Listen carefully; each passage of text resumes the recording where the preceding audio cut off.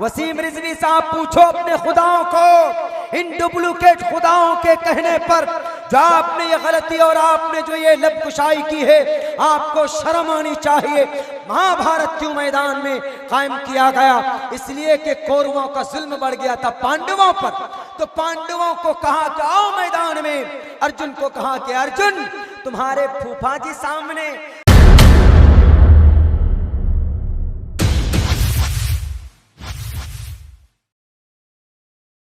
और अभी 4-5 रोज पहले एक बेलगाम बेजुबान बंदे ने, एक मुल्हिद और फासिक फाजिर डिसबिलीवर पैगन एक आदमी ने कुरान करीम पर टिप्पणी की, एतराज की, तो हम उनका जवाब देना चाहते हैं।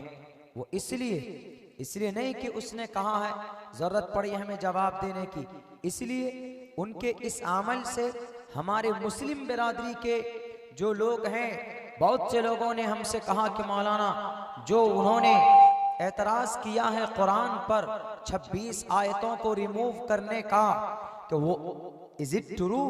क्या ये बिल्कुल सही है? क्या वाकईतन कुरान में इस तरह की बातें लिखी हुई हमारे मुसलमान लड़खड़ा रहे हैं? तो हम उन मुसलमान भाइयों से सबसे पहले कहेंगे कि ऐसी कोई बात नहीं।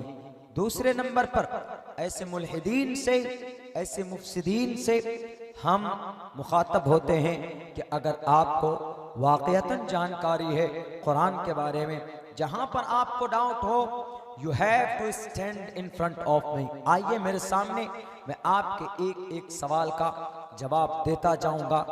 मैं एक तालिब इल्म हूँ, हमारे असातिज़ा दूर की बात, मैं एक तालिब इल्म होने की हैसियत से मैं उनके एक एक सवाल का जवाब देने के लिए तैयार हूँ। उन्होंने ये कहा कुरान 26 आयतें, 26 ऑफ वर्सेस, 26 आयतों को कुरान से रिमूव किया जाए। कौन सा कुरान? वही कुरान जो इस बच्चे ने अपने सीने के अंदर महफूज किया। दुनिया की वाहिद किताब, दुनिया की इकलौती किताब जिसको बच्चे बड़े आसानी से याद कर लेते हैं। दुनिया की कोई किताब याद नहीं की जा सकती, इसलिए कि वो सारी किताबें अपनी जगह पर नहीं है। उन सारी किताबों के अंदर तब्दीली है। बाइबल देखिए, इंसाइक्लोपीडिया देखिए, हमारे हिंदू भाइयों का ऋग्वेद देख लीजिए, रामायण देख लीजिए, वाल्मीकि रामायण देख लीजिए, तुलसीदास के रामचरितमानस देख लीजिए, श्रीमद् भगवत गीता देख लीजिए, ऋग्वेद यजुर्वेद देख लीजिए, सामवेद अथर्ववेद देख लीजिए। पहले चारों वेदों में डिफरेंट है। कोई बोलते हैं कि वेद एक ही है ऋग्वेद, इन्हीं एक ऋग्वेद से छांट कर स्टेप बाय स्टेप निकाल कर उनको थोड़ा थोड़ा उसमें से यजुर्वेद बनाया, सामवेद बनाया, अलग अलग चैप्टर और बाब बांध कर उसमें बातें कही गई। और कुछ लोग कहते हैं कि नहीं, ईशवाणी भविष्य के अंदर जो होने वाले वाकयात थे उनकी वाणी ईश के जरिए से की गई और उन्हीं को अलग तरीके पर ऋग्वेद, यजुर्वेद, सामवेद, अथर्ववेद, इख्तिलाफ तमाम किताबों के बारे में बड़े बड़े विद्वान लोग उनकी जो राय और मशवरा, उनकी जो तहकीक है वो डिफरेंट अलग, लेकिन सिर्फ एक किताब है, सिर्फ एक धार्मिक शास्त्र है, सिर्फ एक ऑथेंटिक बुक है जिसका नाम कुरान, जिसमें कोई तब्दीली नहीं, जिसमें कोई रद्द बदल नहीं, कोई हेर फेर नहीं। दुनिया के तमाम विद्वानों का, तमाम महापुरुष का, तमाम गुरु ज्ञानी का इस बात पर एतराफ और इस बात पर उनका इत्तिफाक है कि ये कुरान है जो अज़ अव्वल ता आखिर, भारत का हो, पाकिस्तान का हो, बांग्लादेश का हो, अफगानिस्तान का हो, ऑस्ट्रेलिया का हो, जर्मनी का हो, इटली का हो, फ्रांस का हो, ईरान का हो, श्रीलंका का हो, किसी भी मुल्क का कुरान कि मुसलमान का कुरान हो, वो कुरान एक ही होता है जो शुरू होता है अल्हम्दुलिल्लाह से और आखिर होता है मिनल जिन्नति वल नास पर। कोई बीच में कोई तब्दीली नहीं, कोई नहीं कर सकता। क्यों? दुनिया की सारी किताबों का मुहाफिज गुरु ज्ञानी लोग यहां तक कि इंजील हजरत ईसा के ऊपर अल्लाह ने नाजिल किया, इंजील बदल दिया जाता है। तौरेत मूसा पर नाजिल किया गया, तौरेत बदल दिया गया, और ज़बूर दाऊद अलैहिस्सलाम पर अवतरित हुआ, उसके अंदर तब्दीली कर दी गई। चूंकि आसमानी किताब Allah send down these 3 books to the earth and different messenger of God, but this time and they are not safe but they are different and they destroyed. सारी किताबें बर्बाद हो गई, बदल गई हैं, लेकिन सिर्फ एक किताब है कुरान, जो महफूज है। इसलिए महफूज है क्योंकि इस कुरान की हिफाजत की जिम्मेदारी अल्लाह ने खुद अपने सर पर ली। अल्लाह ने कहा इन्ना नहनु नज़्ज़लना ज़िक्र व इन्ना लहु लहाफ़िज़ून, हमने इस कुरान को उतारा, हम ही इसके मुहाफिज हैं और हम इसकी हिफाजत करते रहेंगे। और जाहिर सी बात है, जो हाफिज कुरान अपने सीने में कुरान को महफूज करेगा, अल्लाह उसकी भी हिफाजत करेगा। 26 आयतों को निकालने की तो दूर की बात है गुरुजी, आप 26 नुक्तों के अंदर कमी बेशी नहीं दिखा सकते। 26 तो दूर की बात, आप जो सूरह फातिहा में जो अलिफ और हमजा उसके 2600 हिस्से करें, एक हिस्सा भी आप नहीं सोच सकते। अरे एक कुफ्फार और मुशरिकीन के जमाने में एक बहुत बड़ा गुरु ज्ञानी बैठा, 6 महीने तक कमरे में बंद हो गया, लेकिन अल्हम्दुलिल्लाह रब्बिल आलमीन से शुरुआत की, बल्कि हुरूफ तहज्जी के अलिफ से लेकर या तक उसने गौर करना शुरू किया। सिर्फ बा पे आके जो अटका, वो बा के नीचे नुक्ता क्यों, ऊपर क्यों नहीं नुक्ता है, इस बात पर 6 महीने गुजर गए और उसने हार मान लिया। और उसके बाद समझ में नहीं आया, उसने कहा कि आई कांट फाइंड एनीथिंग, हम कोई भी चीज इसके अंदर नहीं पा सकते, हम आजिज हैं, हम कुछ कर नहीं सकते। आज उस कुरान के 26 आयतों को निकालने की बात की जाती, मेरे भाइयों, क्यों उनकी जुबान तेज हुई, क्यों उन्होंने कुरान पर एतराज किया। हमारे मुसलमानों के अंदर जो खलबली मचाने की उन्होंने कोशिश की, लाख कोशिश कर लो, तुम्हारी तो ये अभी की बात, 1980 के अंदर भी एक नाहंजार खड़ा हुआ था जिसने सुप्रीम कोर्ट में कुरान करीम की कई आयतों के खिलाफ पिटीशन दाखिल किया था। सुप्रीम कोर्ट ने जजेस ने कहा था, वहां के जुडिशरी के लोगों ने कहा था, वहां के जजों ने, वकीलों ने कहा था कि इस कुरान करीम के एक वर्ड, एक लफ्ज के अंदर ना तो कोई तब्दीली है, ना तो कोई वायलेंट है, ना तो कोई जुल्म है, बल्कि दुनिया के अंदर बड़े बड़े मसले का हल कुरान में है। कुरान के अंदर कोरोना का इलाज, कुरान के अंदर दुनिया की सबसे बड़ी महामारी, चाइना से निकलने वाली बीमारी क्या, कोरोना, कुरान में इसका इलाज है। कोरोना से बचने का सबसे बेहतर तरीका क्या, सबसे बेहतर दवाई क्या, वॉश योर हैंड्स, आप अपने हाथ धोइए। और अल्लाह ने कुरान में 1450 साल पहले क्या कहा, या अय्युहल्लज़ीना आमनू इज़ा कुमतुम इलस्सलाति फग़सिलू वुजूहकुम व अयदियकुम, अपने हाथों को धोइए। हमारे नबी ने और एक्सप्लेन किया, मोहम्मद रसूलुल्लाह ने कहा कि जब तुम खाना खाने जाते हो तो अपने हाथों को धो लो, और जब तुम सोने जाते हो तो वजू कर लिया करो, और जब तुम कोई काम करते हो, कोई सामान को छूते हो तो हाथ को धो लिया करो। Wash your hands with the clay, मट्टी से अपने हाथ को धोइए, मट्टी से, साबुन से नहीं, मट्टी से धोइए। हमारे नबी ने कहा 3 मरतबा अगर एक वजू में आप अपने हाथ को धोते हैं, 15 मरतबा आप एक दिन में अगर हाथ को धोएंगे तो कोरोना आपके करीब भी नहीं भटकेगा।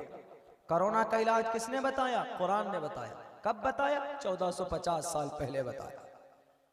कुरान पर एतराज करने वालों, कुरान को पढ़ने की कोशिश करो। अगर कहीं पर एक लफ्ज में कोई तब्दीली या एक लफ्ज से उन्होंने क्या कहा, वायलेंस, वायलेंट टीचिंग है इसमें। वायलेंट टीचिंग का मतलब इसके अंदर जुल्म ज्यादती की तालीम है, जुल्म की। वायलेंस, वायलेंट मतलब जुल्म, तशद्दुद, वायलेंस टीचिंग है कुरान में।